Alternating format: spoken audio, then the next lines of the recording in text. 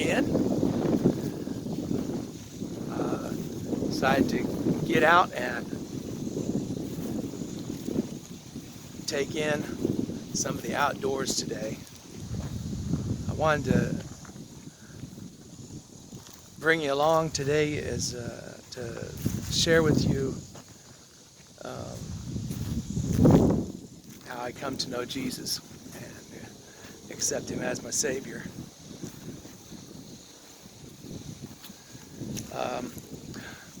I was born in Colorado, lived probably half of my childhood there. I grew up, boy. Looking back as I grew up there, I was a rotten child. I was terrible, and I lied and was always making trouble and finding trouble. It was something that I just was. Anyway, fast forward. Let's see. It was the summer between 5th and 6th grade. I was about 11 years old, and my aunt on my mom's side, my mom's sister, was very, very sick. She was dying from cancer, and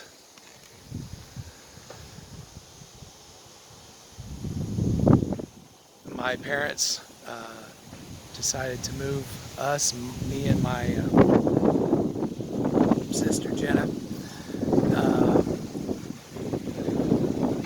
to where I live now, which is in Kansas, and then just a quick hop over to Missouri, and we could visit my grandpa and grandma and uncle and my aunt and cousins, all on my mom's side, and we were making weekly visits over there, and to visit my mom could visit my aunt and spend as much time in her last days. It's kind of a sad time, but I got to know my grandparents very well, and form a good relationship with them, and I come to just love the farm that my grandpa had. We would come out, we would go there every weekend as my mom was visiting my aunt, and me and my sister and my dad, sometimes my dad, many times he would be working,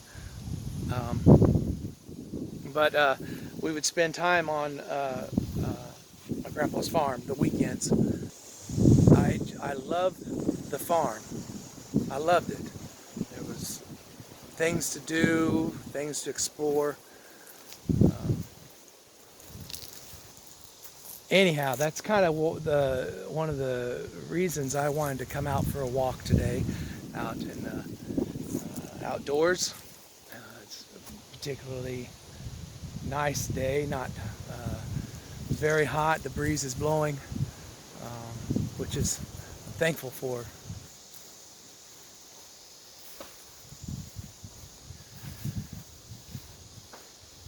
During that summer, got to spend this one particular week at my grandpa's, and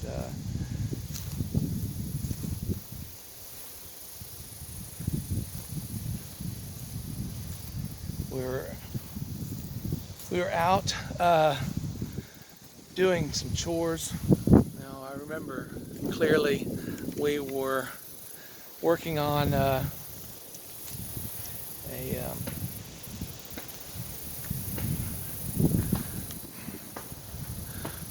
fence that was had broke, and getting it repaired. And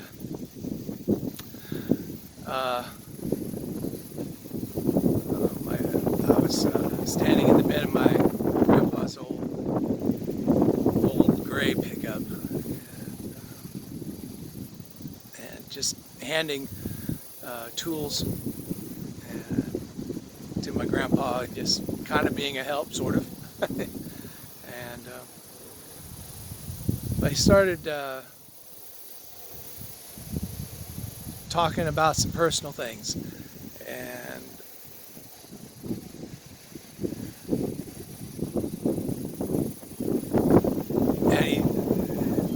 he started talking about Jesus, and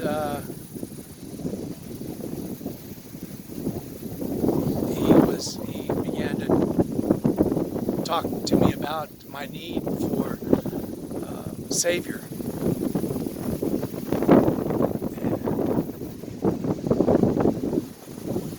It was kind of uncomfortable,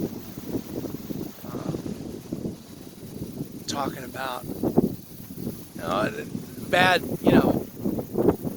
actions, and not getting into real specifics, but I knew that I wasn't a good kid.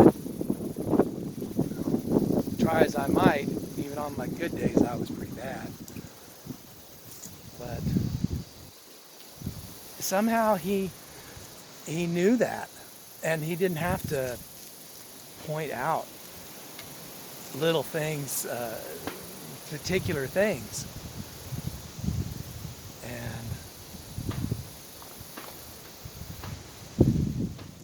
But he made it very clear that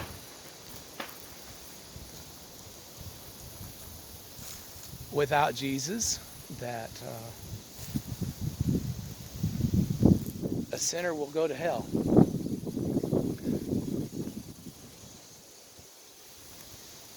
But with Jesus,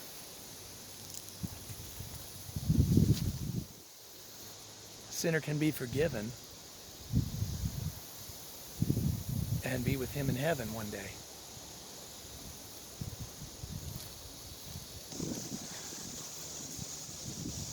After that kind of uncomfortable conversation with my grandpa,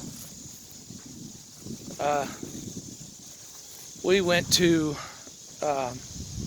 that evening and that whole week, his church was having kind of a revival meetings in the evenings, and I went with him to church that evening, and I couldn't tell you what the preacher preached on. Tell you the truth, some of it I couldn't understand. He was a shouting preacher.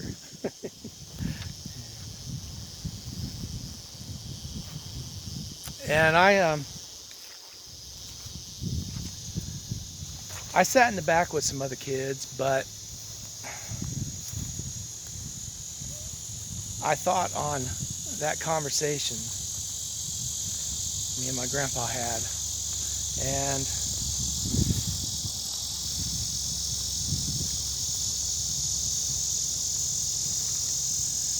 toward the end of the service, I started to sing a song. I couldn't tell you what one it was, but something was working on me. Then I remember my grandpa. He was up toward the front. He got up and he stood up. A very tall man. stood in the aisle up there toward the front. Didn't come back to me, but he looked at me. I looked at him, and he held out his hand.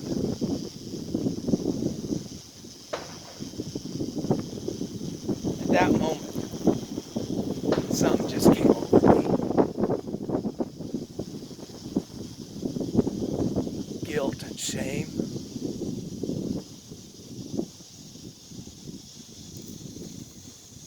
And it was so powerful that it made me kind of shake, and I started to cry.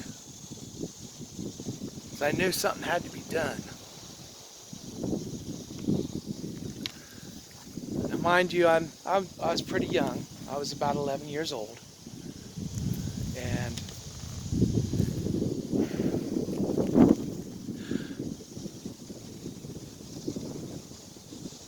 but I did know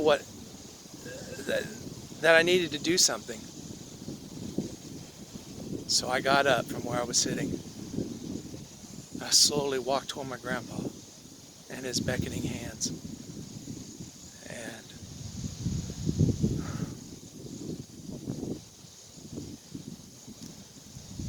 I'll never forget that day, that night. An old country church during a revival meeting. It was hot. Southern Missouri, just as hot and humid as anything. Still air outside, just heavy with humidity. And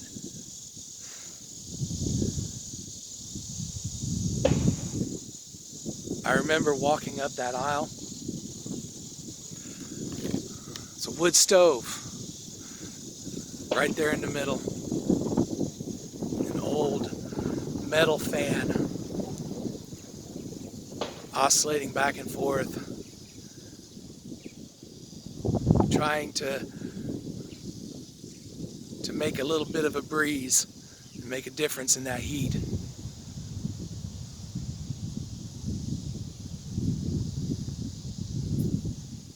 And the dim lighting of the church.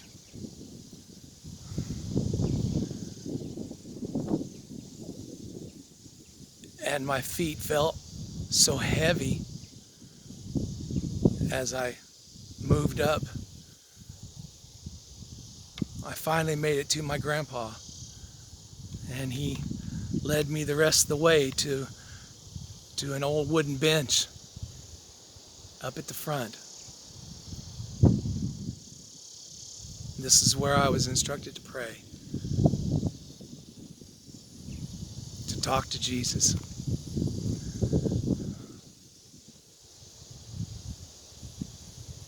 I understood I needed to admit my sin, what kind of a person I was to Jesus. And that on my own that I couldn't go to heaven in the state that I was in.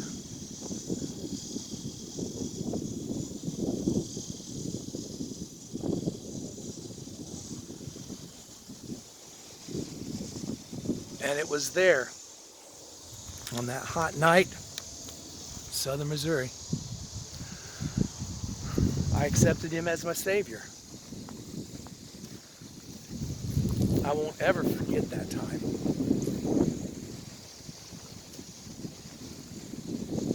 I remember praying so hard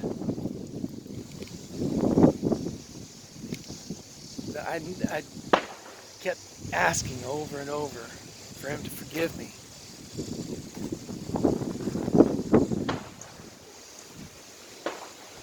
I didn't understand everything about salvation or about Jesus for that matter. But I did know that without him, I couldn't go to heaven.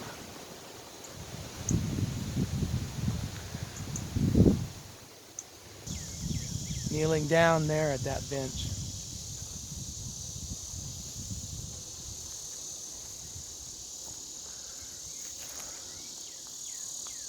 as I was praying, I remember looking up.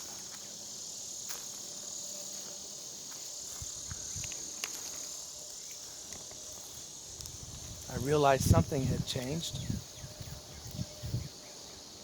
but I was hoping to hear bells ringing, angels singing, but it was just silence.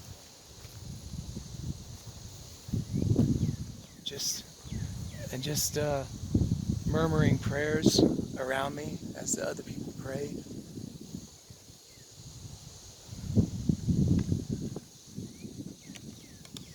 And I remember thinking, is this it? Is this really it?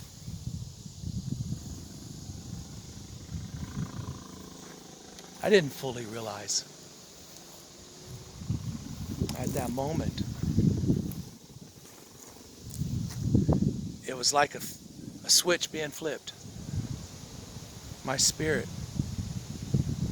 was taken from death and the grave and was put in God's hands. Never again to be plucked out.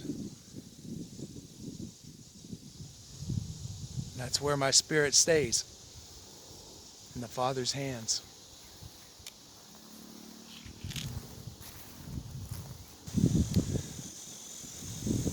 So later, after my aunt died, we still would go to my grandpa's farm.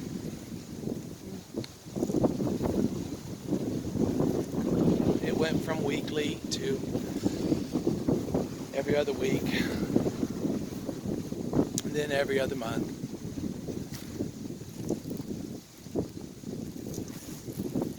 But every time that I went to my grandpa's farm, almost immediately upon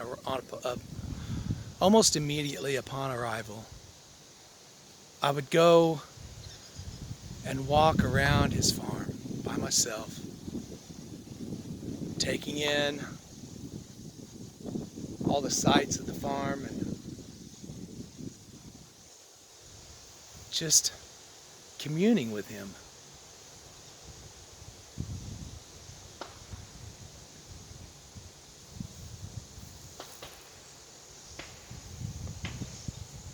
Well, many people, they talk about this change that happens within them when they got saved. And others who witness the same of other people would notice this difference, this change in their in the way they acted and in the way they talked.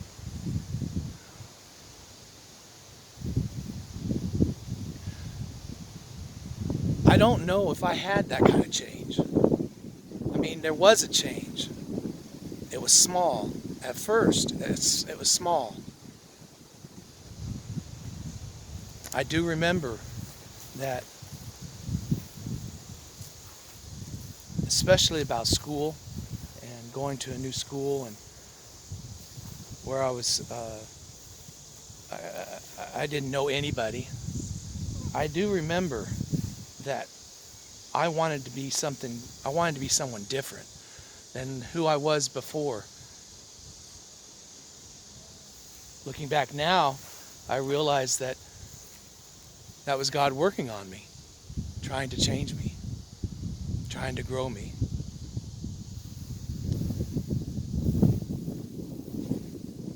And another thing that, looking back now, I realize that those times that we'd go to my grandpa's farm, and the time that I would go and spend walking around, being by myself, I spent that time talking to God about things that were going on,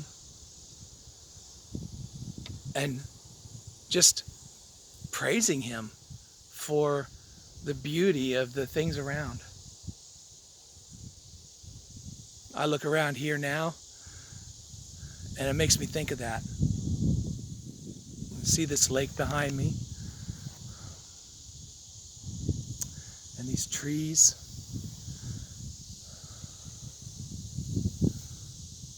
And the sounds of summer and the bugs and just everything.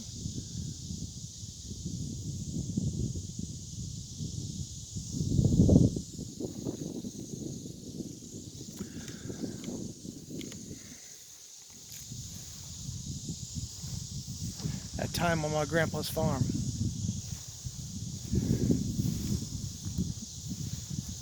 That was a turning point in my life. From out of a bad circumstance, my aunt being sick and dying, I was able to get around people that loved me and was concerned for me, not just my physical well-being, but my spiritual well-being, where I was going.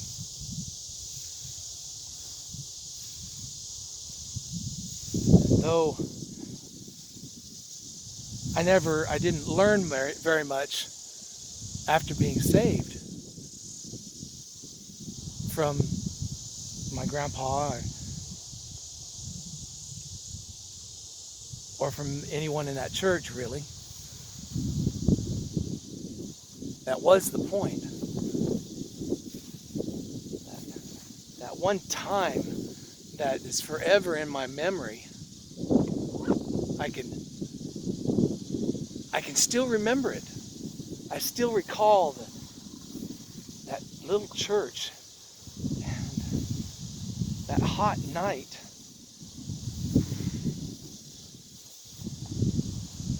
And that hard bench at the front of the church. And the time I spent on my knees,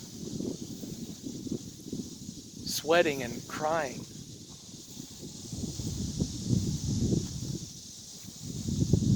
Wanting to know when it was that Jesus saves me.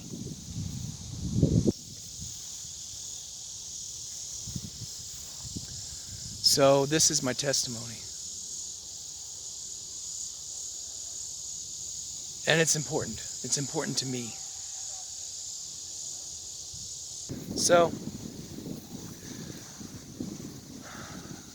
I do appreciate you guys coming with me today. And this was a very important video.